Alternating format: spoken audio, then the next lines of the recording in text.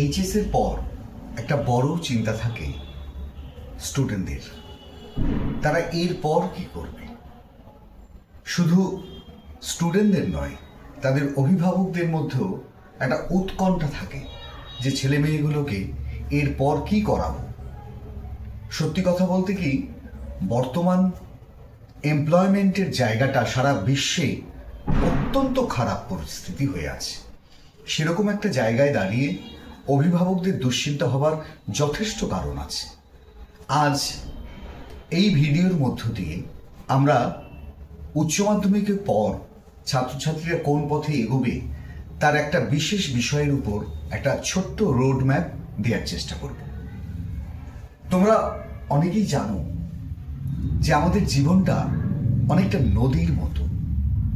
নদী যেভাবে আপন গতিতে বইতে থাকে, তার চলার পথে যখন কোনো পাহাড় এসে দাঁড়ায়, যখন কোনো পাথর এসে দাঁড়ায়, সে আপনা আপনি তার গতি পরিবর্তন করে।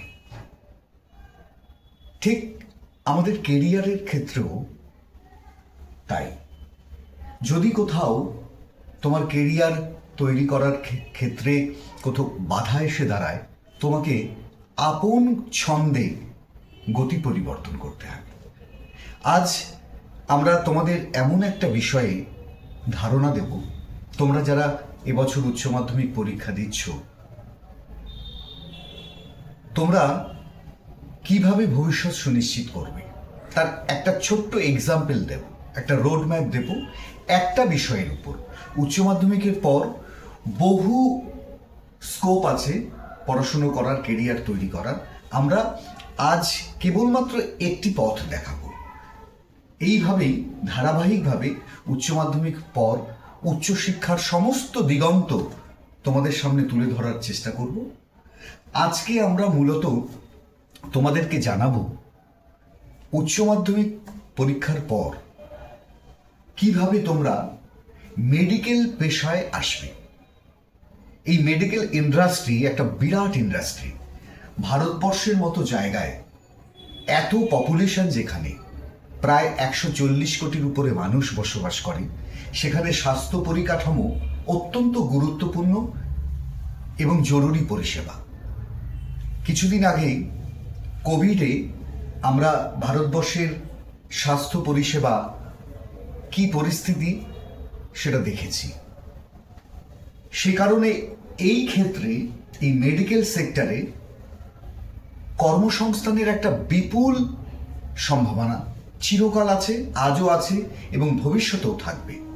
সেই জায়গায় দাঁড়িয়ে আমরা আজকে তোমাদেরকে নার্সিং এবং প্যারামেডিক্যাল এই সম্পর্কে বেসিক কিছু ধারণা দেব।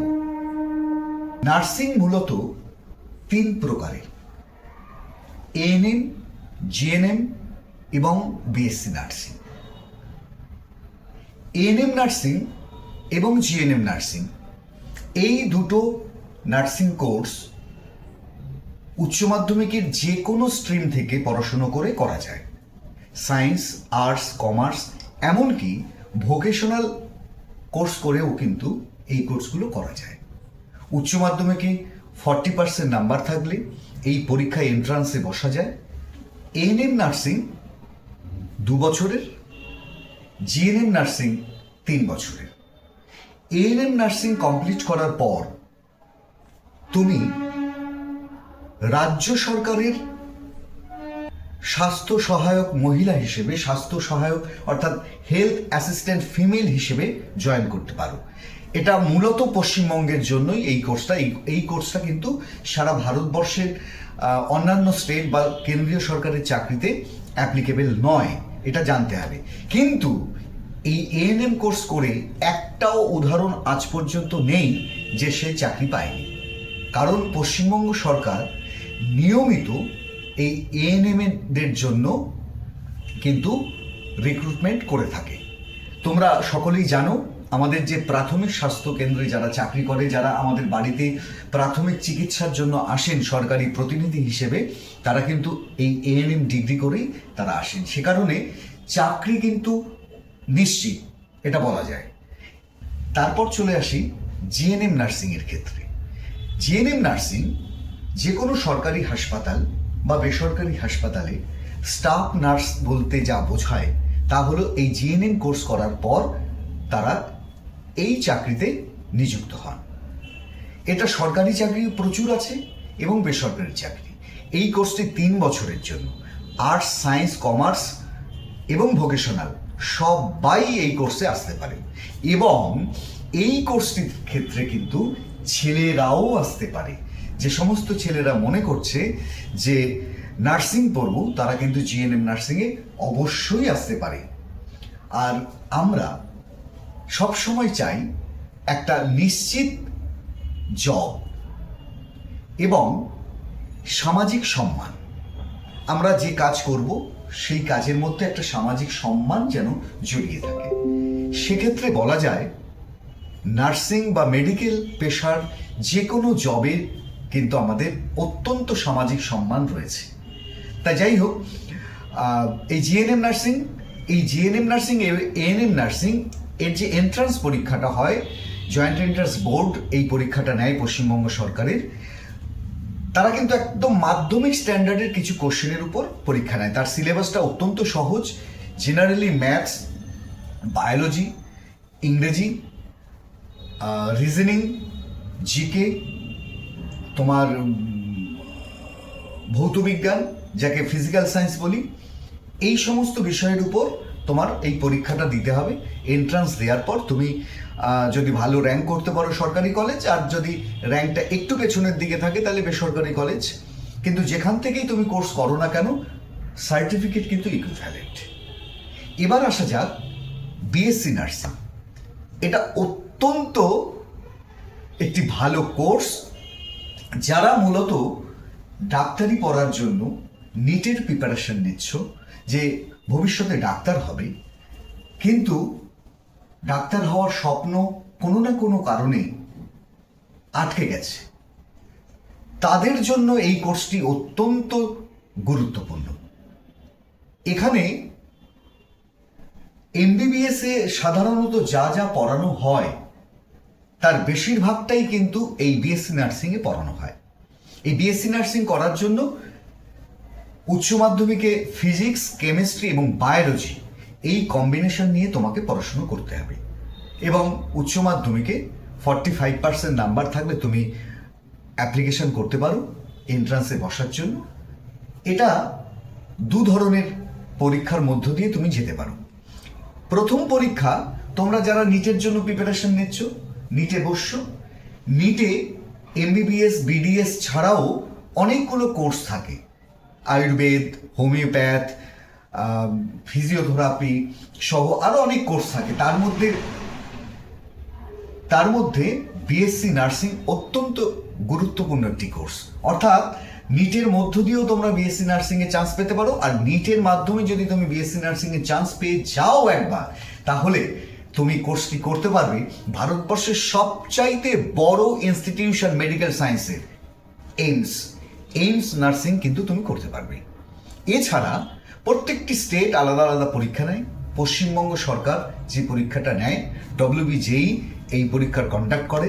জেনফাস ইউজি বলে একটি পরীক্ষা হয়। জেনফা ইউজি বলে যে পরীক্ষাটা হয়, এই পরীক্ষাটা পশ্চিমবঙ্গ সরকার কন্ডাক্ট করে। WBJEE এই পরীক্ষা কন্ডাক্ট করে। এই পরীক্ষার মধ্য দিয়ে তুমি বিএসসি নার্সিংয়ে চান্স পেতে পারো। এই পরীক্ষার মধ্য দিয়েই প্যারামেডিকেলের কোর্সগুলো কিন্তু হয়। প্যারামেডিকেলের প্রায় 15টার উপরে কোর্স আছে। তার মধ্যে অত্যন্ত জনপ্রিয় কিছু কোর্স আছে। আমরা সেই কথা প্যারামেডিকেলের বিষয়টাও আলোচনা করব, এই ভিডিওতেই আলোচনা করব। তো এই বিএসসি নার্সিং করার পর তোমরা সেই সরকারি চাকরি, সরকারি হাসপাতালে বা বেসরকারি হাসপাতালে, তোমরা বিএসসি নার্সিং করতে করতেই বেসরকারি হাসপাতালে একটা চাকরি পেয়ে যাবে। আর সরকারি চাকরি পাওয়ার জন্য সরকারের কিছু বাধ্যবাধকতা, কিছু নিয়ম থাকে, নোটিফিকেশন হবে তারপরে। অর্থাৎ কোর্সটা করার পর ইন জেনারেল দেখা যায় যে 1 বছরের মধ্যেই কিন্তু বিএসসি নার্সিং করার পরে সে চাকরি পেয়ে যায় সরকারি ক্ষেত্রে। অত্যন্ত সম্মানজনক একটি চাকরি। এবার রইল বিএসসি নার্সিং করার পর তোমার যদি মনে হয়, কারণ বিএসসি নার্সিং যারা করে তারা কিন্তু মেধার দিক থেকে অনেকটা এগিয়ে থাকে, কারণ সে ফিজিক্স পড়েছে, কেমিস্ট্রি পড়েছে, বায়োলজি পড়েছে, নিটের জন্য প্রিপারেশন নিয়েছে। তার যদি মনে হয় যে আমি টিচিং প্রফেশনে যাব, অর্থাৎ নার্সিং কলেজে পড়াবো, সেক্ষেত্রে তুমি এমএসসি নার্সিং করতে পারো। তো এই যে নার্সিং কেরিয়ার অত্যন্ত ব্রাইট একটি কেরিয়ার এই মুহূর্তে, এবং স্বল্প সময়ের মধ্যেই তুমি কিন্তু একদম জীবনের সাফল্যের শীর্ষে পৌঁছে যাবে। এবার আসা যাক প্যারামেডিক্যাল কি। প্যারামেডিক্যাল হলো এই যে আমাদের সমগ্র মেডিকেল সিস্টেমটা চলছে, এই মেডিকেল সিস্টেমটাকে যারা টেকনিক্যালি সাপোর্ট দেন, এই টেকনিক্যালি সাপোর্ট দেওয়ার জন্য টেকনিক্যালি এক্সপার্ট তৈরি করতে হয়। এই টেকনিক্যালি এক্সপার্ট তৈরি করার জন্য প্যারামেডিক্যালের বিভিন্ন কোর্স রয়েছে, প্রায় 15টার উপরে কোর্স রয়েছে। সেই কোর্সগুলো কিন্তু অত্যন্ত জনপ্রিয়। তো সেই কোর্সগুলো তোমরা করতে পারো। তার মধ্যে আমি একটা কোর্সের কথা বলতেই পারি, ভীষণ জনপ্রিয় কোর্স বিএমএলটি, রেডিওলজিস্ট। মানে এই কোর্সগুলো একদম হট কেক বলতে যা বোঝায় তাই। কিন্তু তাই উচ্চ মাধ্যমিক পরীক্ষার পর তোমাদের হতাশার কোনো জায়গা নেই, তোমরা এই কেরিয়ার বেছে নিতেই পারো। আগামী দিন তোমাদের জন্য উচ্চ মাধ্যমিক পরীক্ষার পর তোমরা আর অন্য কোন পথে এগোতে পারো, তার জন্য পরবর্তী ভিডিও দিকে তোমরা একটু লক্ষ্য রেখো।